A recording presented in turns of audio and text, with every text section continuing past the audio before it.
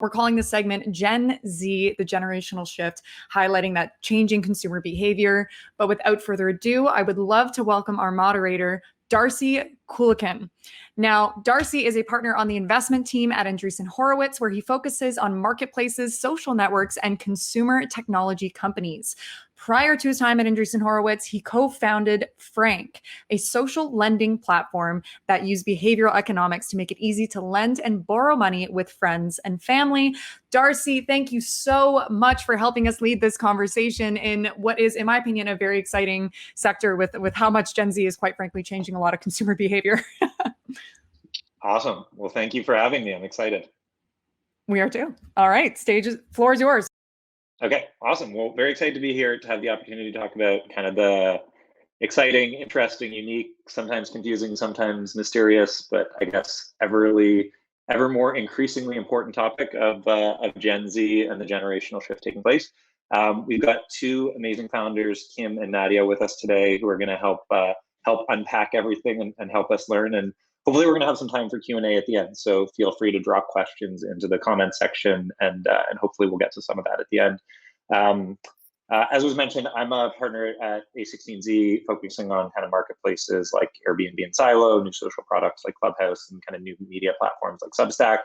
And really excited to be part of the C100 ecosystem and helping build out Canadian tech, both back home and here in the Bay Area where I am.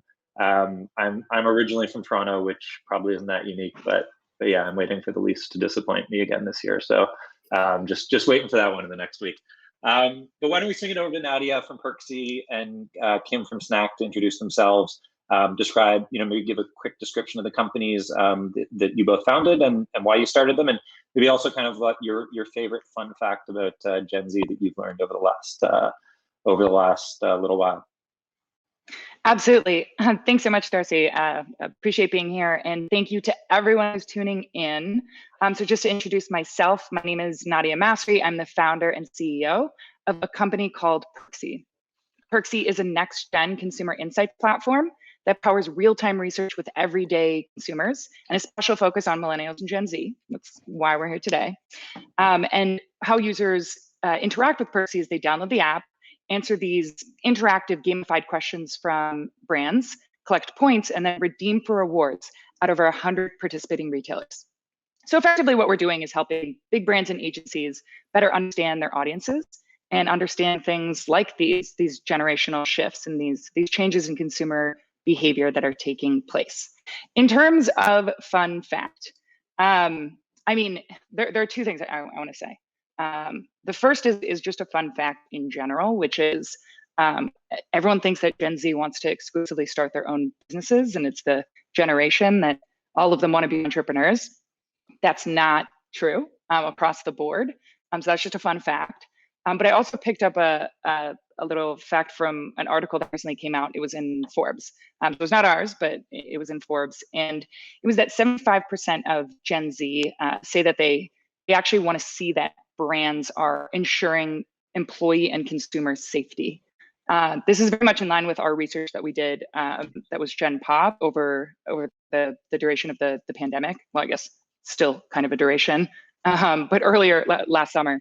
And so I thought this was really interesting because it makes companies have to think twice about their corporate culture and what it is that they're communicating to the new wave of potential talent that could be coming in and applying to their company and companies like theirs. Awesome. Why don't we swing it over? Hi everyone, I'm Kim and I'm the founder of Snack. Snack is a video first dating app. Think kind of TikTok meets dating. And a bit about my background, I spent 10 years at Plenty of Fish, helping grow the company from being one of the initial employees in there to getting acquired by Match.com. And then I stuck around for 3 years post-acquisition. And I left about 2 years ago. And then one day was using TikTok and saw this person essentially saying, what's your name, what's your sign, what's your age, where you're from? And I realized that they were trying to use TikTok to date, but it's fundamentally not built for dating. And that's where the idea for Snack was born.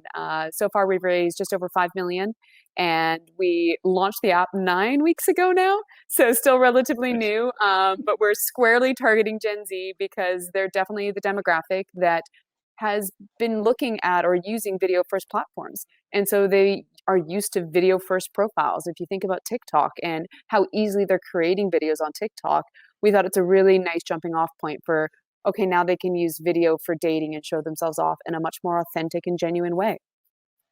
And in terms of fun fact, one thing that it seems kind of obvious now, but when we first started building out the app, didn't really think about this, is that women are actually more likely to upload a video than men. And when you think about it, they are more inclined to upload to social, but it's been actually really positive for us because it creates this nice gender balance on the app, and dating apps are historically known for having more men than women on them. So it's kind of leveling out the playing field, which has been a nice surprise. And it doesn't mean that we're not going to come up with ways to help people create even more videos, but it was definitely surprising when we first discovered that. That's amazing. I was at my fun fact, which I forgot to mention, and this is totally unverified, so Nadia, you can tell me if this is totally BS, but that the average attention span for Gen Z is 8 seconds, and it is 13 seconds for millennials. But that is a completely unverified fact for me. Nadia, I'd love to start with you. So obviously you get a lot of data on Gen Z through your work at Perksy. What do you think are like the 1 or 2 most interesting insights or things that people should understand about Gen Z that are maybe not obvious? Yeah. So this one's a really interesting one. I think that they should understand that they are extremely missions and values driven, and they want to buy from companies who are also mission and values driven. I think the reason why this comes as a surprise, folks might think, oh, well, doesn't that seem like a no-brainer? You also hear a common trope, which I know you're going to get into later, so I'll try not to do too much crossover, that Gen Z is not brand loyal. And I think a really interesting thing is, from what we've seen and what I've learned, Gen Z brand love is really grounded in resonance and in authenticity and in values-driven decisions. And so, their predecessors have been historically more focused on purely utility. So older audiences are actually much more focused on utility. I mean, I don't know about you guys, but that's definitely my dad, who's a boomer, pretty much utility. And so what I mean by that is that by the more concrete definition, is they think about how useful the brand is at satisfying their own wants and needs. So I'll give you for instance, let's take dish soap. My grandmother exclusively bought a specific brand of dish soap. She didn't necessarily have an affinity for the brand, but she felt that it made her pots and pans squeaky clean. And, it was well priced. She's like, I can get a good deal for this. She didn't look into the company's corporate responsibility or whether or not the product was environmentally friendly. It simply met and satisfied her needs. And so, a Gen Zer and also, young millennials, on the other hand, they might discover a dish soap that they care about because, it not only does the job, but, it's sustainably packaged. It's environmentally friendly. Maybe it's cruelty free. Maybe that brand actively participates in a social cause that they care a lot about. And so that might be important to them. I think younger generations really gravitate towards brands that actually appeal to their core values. And I think folks don't understand the extent to which that is true. So Gen Z will just raise an entirely red flag around that. Can you talk a little? So you talked a little bit about kind of like mission driven and values driven. Are the values of Gen Z kind of like a standard? Like what is actually when they talk about mission driven, value driven companies? What are the values that they actually do value and kind of like structure their purchasing around that? And then how consistent is that across the board? Yeah, so I'm going to answer that question in 2 ways. So because younger audiences make up a very significant amount of the population, at least that's especially true in the United States, where I'm based out right now in New York. I think that there are a few things that we've seen have been sort of like a common thread. We've seen some common values across the board. One of them is sustainability. So Gen Z really truly is emerging as the sustainability generation. They care very much about things being ethically sourced, the impact that a product or a company has on the environment.